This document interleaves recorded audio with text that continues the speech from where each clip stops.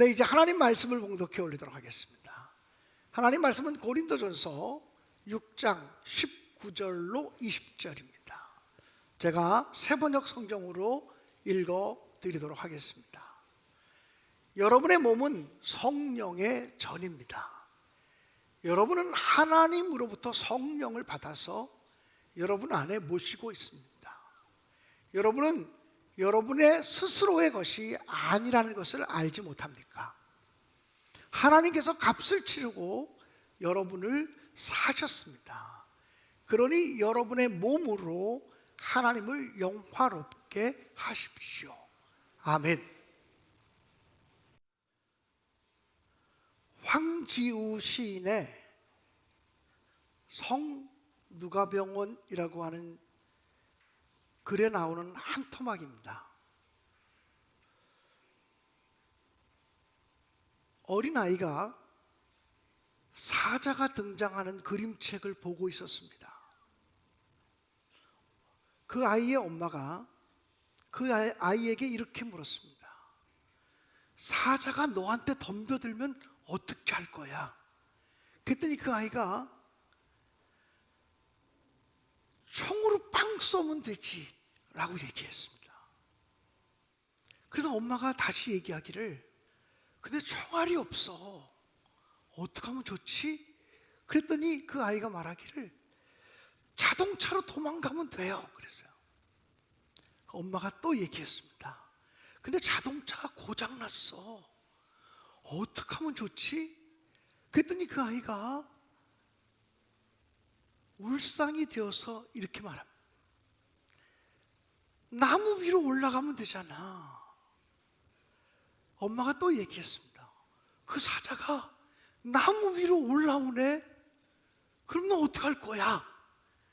그랬더니 이 아이가 하는 말이, 도대체 엄마 누구 편이에요? 왜 사자 편만 들어요? 이렇게 얘기하더라. 요즘 편 나누는 일들이 너무나 많아서 설교와 상관없이 이 얘기를 좀 하면서 설교를 시작하고 싶었어요. 정치라고 하는 것은 상대방과 내가 다를 수 있다고 하는 것을 인정하면서 대화하고 타협해서 최상의 이익을 만들어가는 것을 정치라고 말해요. 정치라는 게 나쁜 게 아니에요. 상대방을 인정해 준다라고 하는 것은 상대방에게 양보할 마음도 있다라고 하는 것을 전제로 해야 돼요. 내가 상대방에게 아무것도 양보하지 않겠다는 마음을 가지면 정치할 수 없어요. 요즘 우리 사회가 혼란스러운 것은 정치가 멈췄기 때문에 그래요. 정치하지 않으면 전쟁을 해야 돼요. 정치하지 않으면 투쟁을 해야 돼요. 저는 우리나라의 정치가 복원되고 회복되기를 위해서 기도하고 있어요. 우리 교회도 정치하시는 우리 박홍근 국회의원이 계시지만, 그리고 이 자리에 앉아 계시지만, 하나님께서 이 나라 정치가 회복되도록 은혜 베푸시기를 위해서 우리 교인들이 함께 기도했으면 좋겠어요. 그리고 정치인들을 위해서도 더 많이 기도해 주시는 우리 신내교회가 되었으면 좋겠다는 마음을 품게 돼요. 오늘 설교와 전혀 상관없는 이야기인데 자꾸 사람들이 저를 만나면 누구 편이어야 되고 묻는 분들이 있길래 나는 하나님 편이에요 이렇게 말하고 싶어서 얘기 드리는 거예요. 지난주에 저보다 5, 6년 감리교 신학대학 후배가 되는 목사님을 만났어요.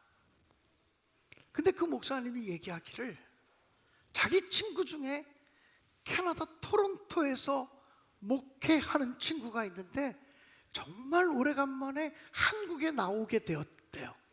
그 친구들이 같이 만나서 아마 식사도 하고 차도 마시는 그런 모임이 있었겠지요.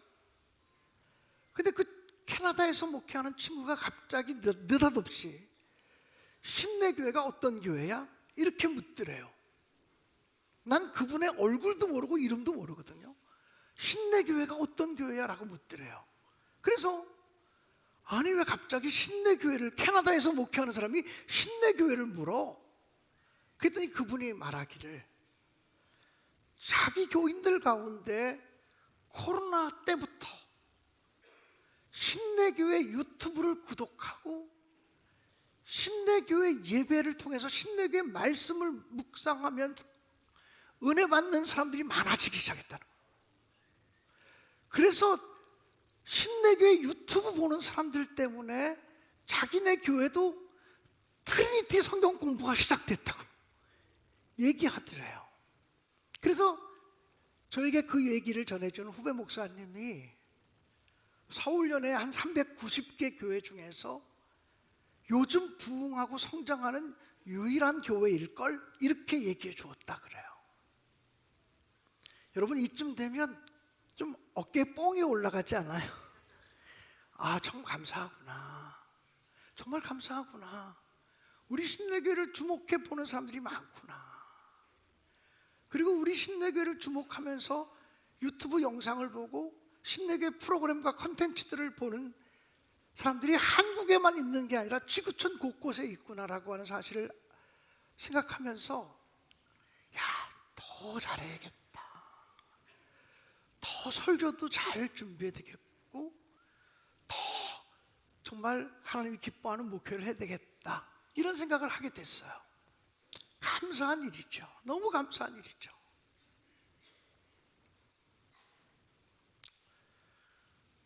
요즘 트리니티 성경 공부 제 9학기 과정을 공부하고 있어요. 특별히 바울 서신을 공부하는 가운데 지난 3주 동안은 고린도 교회에 대해서 공부를 했어요. 바울 당시에 고린도라고 하는 도시는 항구 도시였고 무역과 상업이 발달되어진 도시였어요. 그러다 보니까 쾌락과 향락과 유흥 문화가 넘쳐나는 도시가 고린도라고 하는 도시였어요. 고린도라고 하는 도시는 성적으로 매우 문란한 도시였는데 헬라의 소돔과 고모라 성을 능가할 정도로 성적으로 문란하고 타락한 도시였어요. 그러다 보니까 고린도라고 하는 도시의 그 문화가 교회 안으로도 그대로 흘러 들어와서 고린도 교회도 성적으로 문란한 일들이 생겨지게 되었어요. 예배 시간에 얘기하기에 부끄러울 정도로 성적으로 문란한 일들이 교원들 가운데 생겨지게 됐어요. 바울 사도는 그래서 고린도 교인들에게 편지하며 말하기를 너희 몸으로 죄짓지 말고 너희 몸으로 하나님께 영광을 돌리라고 말씀했어요. 쉽게 얘기하면 너희가 가지고 있는 육신의 몸뚱아리 가지고 죄짓지 말라는 거예요. 우리가 살고 있는 이 세상도 성적으로 문란하고 타락하고 방종한 시대를 우리가 살아가고 있어요. 자칫 잘못하면 조금만 자기 절제가 없어지면 조금만 자기 울타리가 허물어지면 조금만 경계가 느슨해지면 누구라도 몸으로 죄를 지을 수 있는 시대를 우리가 살고 있다는 거예요. 사랑하는 여러분, 바울 사도는 오늘 성경 본문을 통해서 이렇게 말해요. 너희 몸은 하나님께로부터 받은 몸이다. 우리 몸이 내 몸이 아니고 하나님께로부터 받은 하나님의 몸이라고 하는 사실을 강조해요.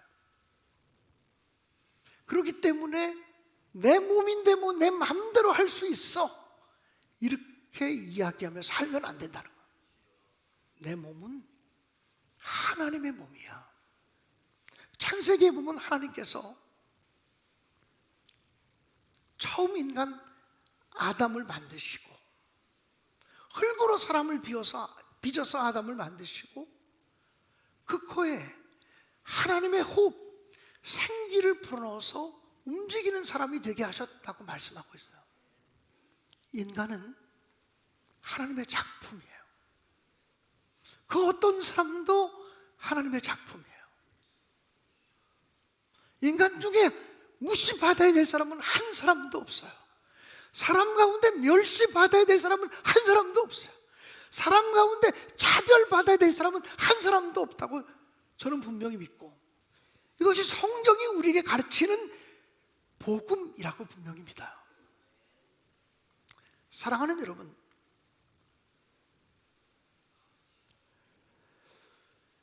어제 토요일 저녁 때 우리 교회에서 속회 지도자들과 속회 아무래도 리더들을 향한 교육이 있었어요.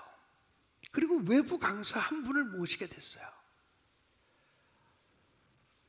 지소영 작가, 아주 유명한 지소영 작가를 모셔서 강의를 들었어요. 그분은 가정 예배에 대해서 강의를 하셨어요. 그런데 그분이 처음 읽어준 성경책이 너무 인상적이었어요. 에스겔서에 있는 말씀인데, 너희가 피투성이가 될지라도 사람 있어다오 라고 하는 말씀이었어요. 너희가 피투성이가 될지라도 사람 있어다오. 그분은 유치원 교사로도 일했고 중고등학교 교사로도 일했던 분이래요. 그런데 자기가 중고등학교에서 아이들을 가르칠 때 자기 생명을 경시하는, 자기를 학대하는, 자기를 멸시하는 그런 아이들을 많이 만났다는 거예요.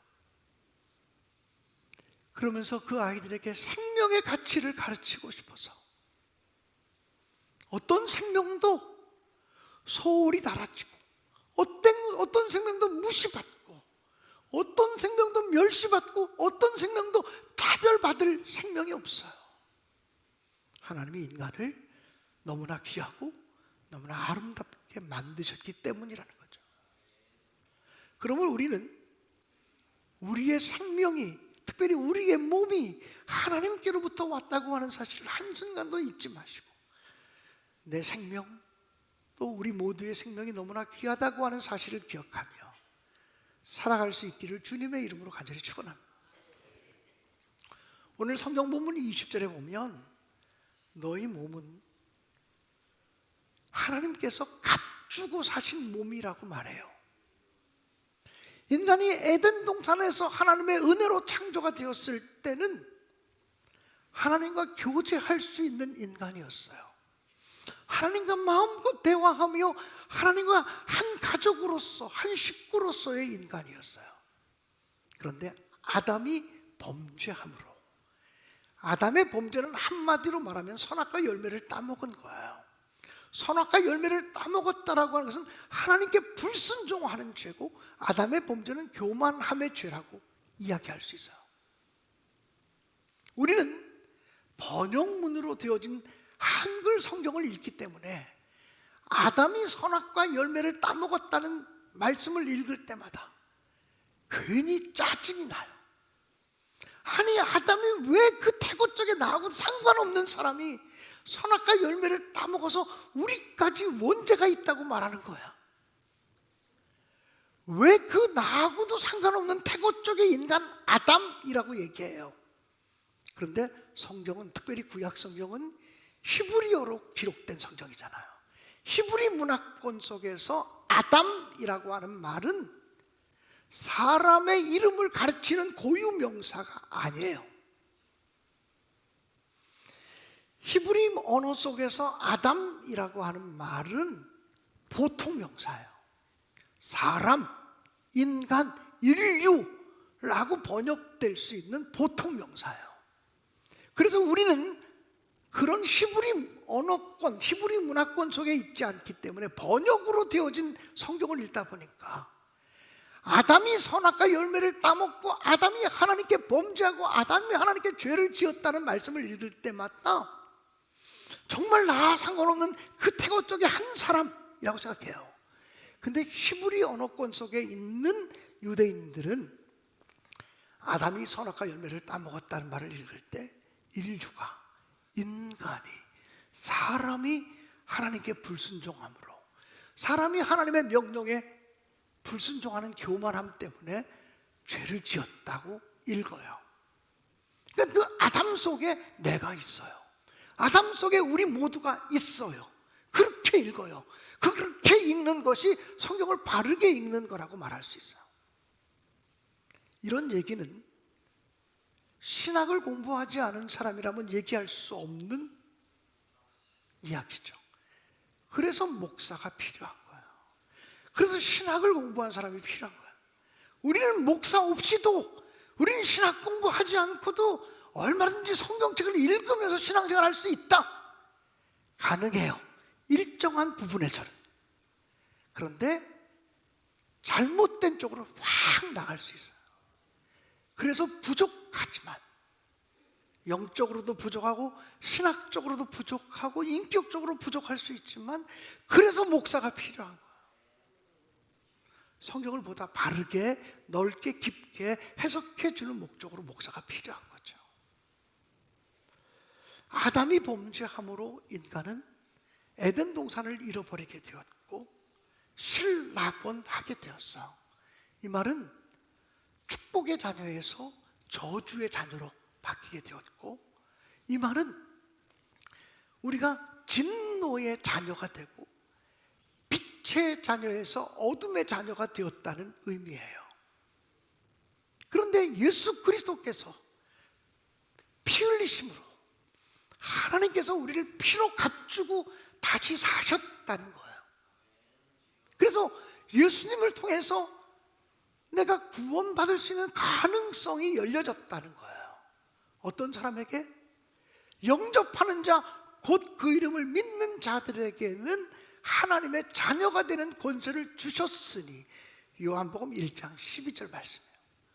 모든 사람에게가 아니라 영접하는 사람들에게 하나님께서 예수님을 통해 피로 값주고 우리 죄를 용서하시고 우리를 거룩한 하나님의 백성으로 사셨다고 하는 사실을 믿음으로 받아들이는 사람들에게 죄사함의 역사, 구원의 역사, 하나님의 은총의 역사가 시작되는 거예요.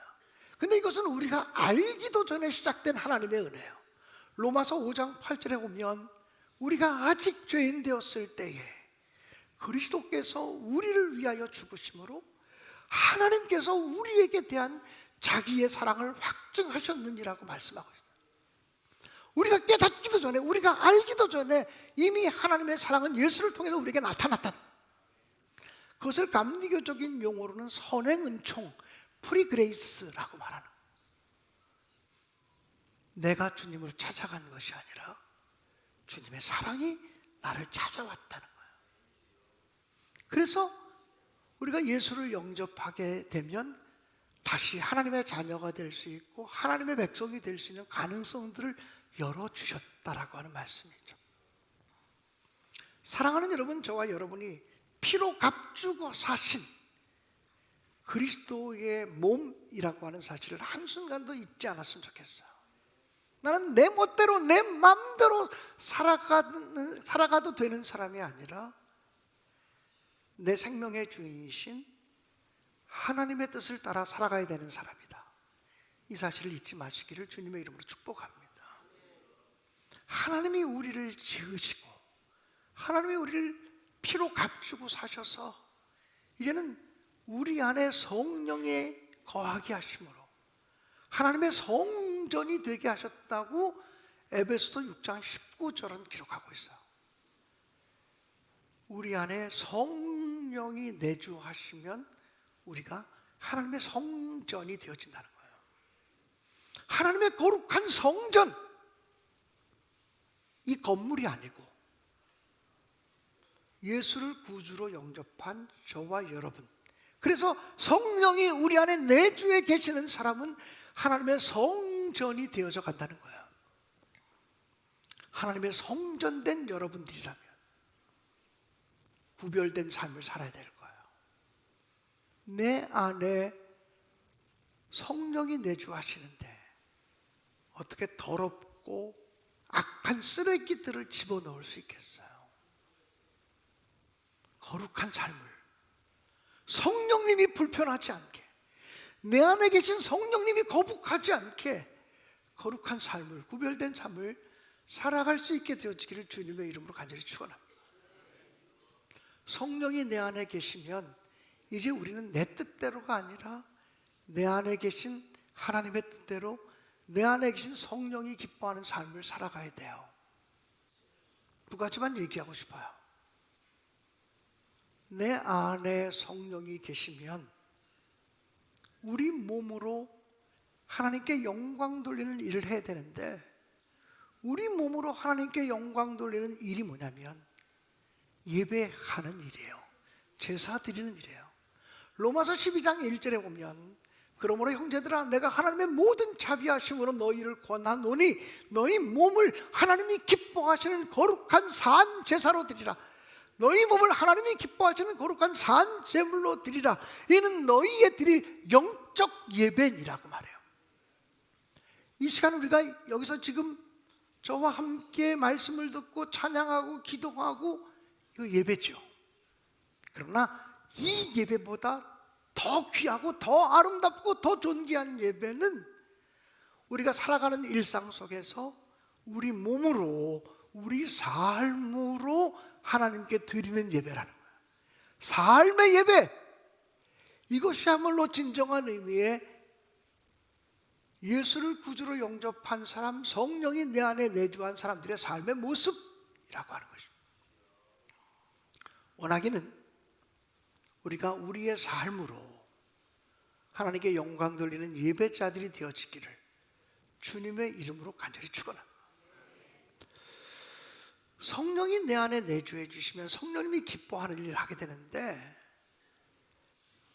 사도행전에 보면 성령께서 임하시자마자, 임하시기 직전에 주신 말씀이 뭐냐면, 오직 성령이 너에게 임하시면 너희가 권능을 받고 예루살렘과 온 유대와 사마리아와 땅 끝까지 이르러 내 증인이 되리라고 말씀해요.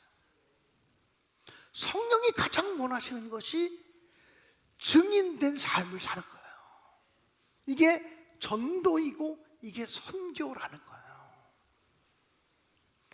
성령이 너에게 임하시면 너희가 권능을 받고, 권능이라는 말이 뭔지 알아요? 갑자기 강한 힘이 생기고 갑자기 천능적인 에너지가 오고, 이게 아니에요. 권능을 받고라는 말은 성령 안에서 용기 있는 사람이 된다는 말이에요. 내가 남한테 입을 열어 예수를 얘기하고 하나님의 사랑을 얘기하려면 용기가 있지 않으면 불가능해요. 예수를 얘기할 수 있는, 하나님의 사랑을 얘기할 수 있는 용기가 우리에게 주어지는 것, 이 성령의 역사라는 거예요. 이런 성령의 역사가 주어지면 복음은 점점 퍼져나가고 확산되어진다는 거예요. 예루살렘과 온 유대와 사마리아와 땅끝으로 확산되어진다는 거예요. 70년이 되는 우리 교회가 해야 될 일 두 가지가 있다면 선교와 구제라고 생각해요. 그래서 저는 이 70년을 맞는 우리 교회가 선교를 어떻게 할 거냐, 또 구제를 어떻게 할 거냐, 이 부분에 대해서 더 깊이 고민하고 기도하고 실천해야 되는 때가 됐다고 생각해요. 선교적인 실천에 대해서 우리가 어떻게 할까 고민하다가 라오스의 공산주의 사회주의 국가에 하나님의 교회를 세우기로 결단했어요.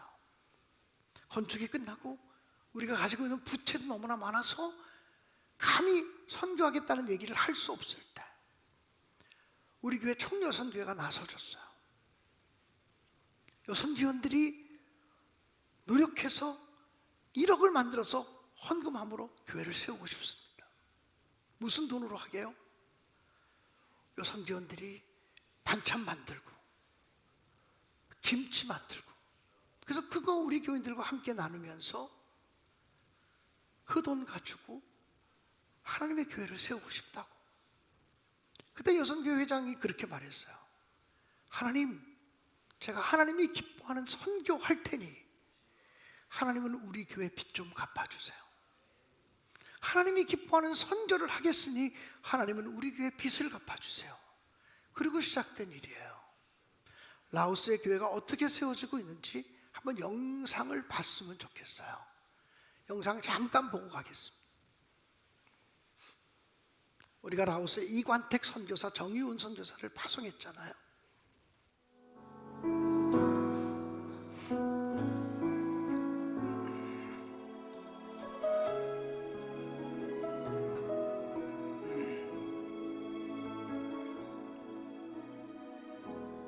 아픔 많은 세상에 주의 복음 들고 부르시 따라갑니다.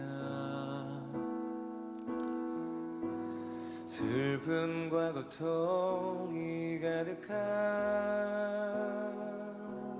이 땅에 눈물을 닦아주려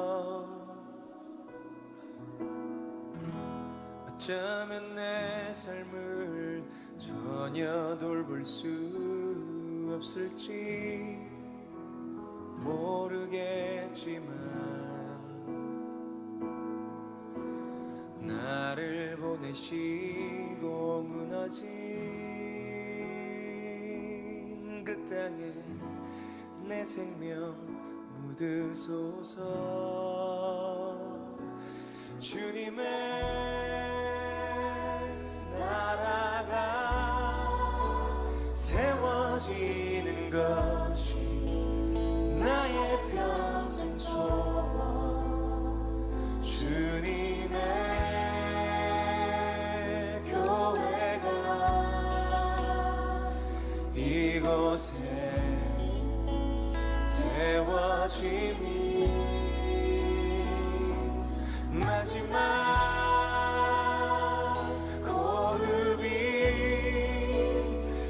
끝이 날 때까지 나는 나가리. 그날에 그토록 보고픈 주 얼굴 보니 어쩌면 내 삶을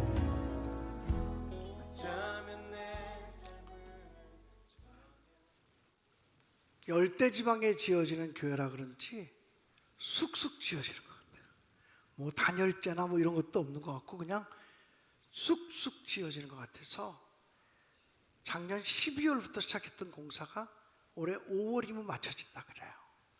그래서 지난주에는 좀 제 마음이 급해서 공사 끝나면 바로 가서 봉헌 예배를 드리겠다 그랬더니 그렇게 마음의 결정을 하고 다 협의를 했는데 라오스에서 금주간에 전화가 왔어요. 목사님, 마지막 마당 정리하고 뭐 나무 심고 담장 만들고 이것까지 다 하고 나서 신내교회와 덕정교회가 와서 봉헌 예배를 드렸으면 좋겠다고. 그래서 다시 날짜를 잡아서 9월 첫째 주, 9월 7일 주간에 우리가 가서 봉헌 예배를 드리려고 해요. 여러분이 이 영상으로 보면 야 굉장히 크게 짓네 이렇게 느낄지 모르지만 그건 사진 기술이에요. 우리 그 이관택 선교사가 한국에 있을 때도 독립영화 감독을 했던 사람이에요. 거기서도 라오스 사람들이 살아가는 이야기를 영상으로 찍어서 얼마 전에 루앙프라방 국제영화제에 독립영화로 출품했다 그래요. 그러니까 그분이 좋은 사진들을 보내주셔서 이렇게 여러분에게 제공할 수 있게 된 거예요. 사회주의 국가, 교회를 교회 이름으로 붙일 수가 없어서 라오스 교육문화센터, 십자가도 세울 수 없어요. 그렇지만 이건 우리들이 창립 70년을 기념하며 세우는 교회예요.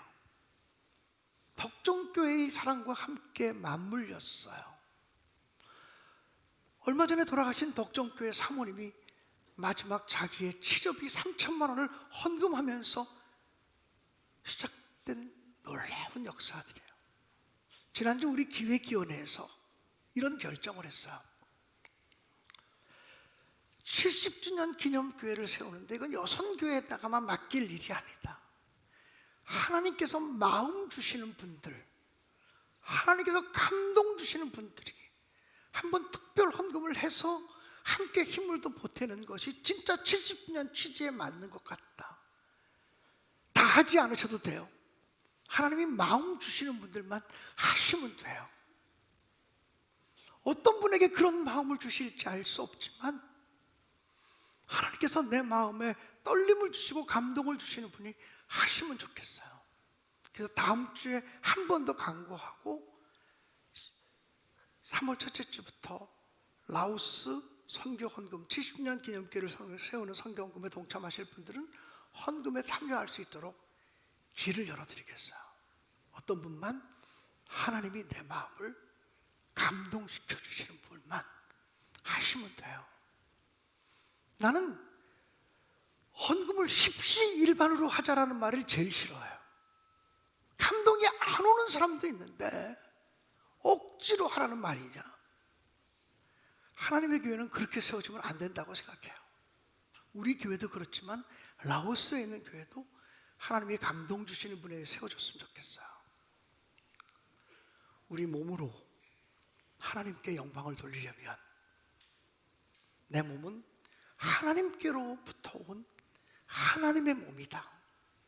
우리 인간의 죄악 때문에 마귀에게 팔린 몸인데 예수님이 피로 값주고 다시 사신 몸이다.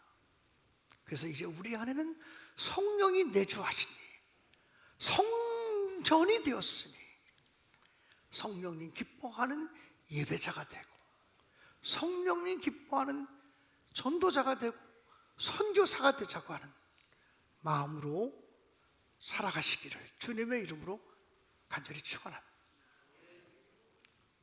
이 설교를 준비하는 동안 무슨 찬송인지도 모르겠는데 나의 생명을 드리니 이 가사가 계속 떠올랐어요. 나의 생명을 드리니. 그래서 찾아보기 시작했어요. 나의 모습, 나의 소유 주님 앞에 모두 드립니다 라고 하는 찬양이더라고요. 이 찬양을 부르면서 결단하시도록 하겠습니다.